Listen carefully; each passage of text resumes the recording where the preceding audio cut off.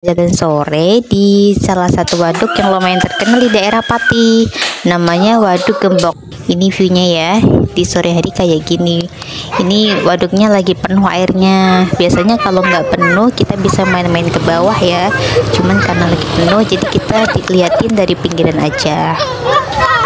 Ini kita ada di sebelah timurnya waduk ya, karena kita kesininya udah kesorean banget, jadi kita nggak sempet keliling-keliling muterin waduk. Sebenarnya kalau dikelilingin sih bisa, cuman bakal makan waktu yang sangat lama karena luas banget waduknya.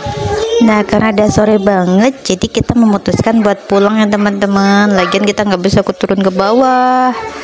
Ini ramai banget di sekitar waduk, banyak yang jualan, banyak yang pada nongkrong juga.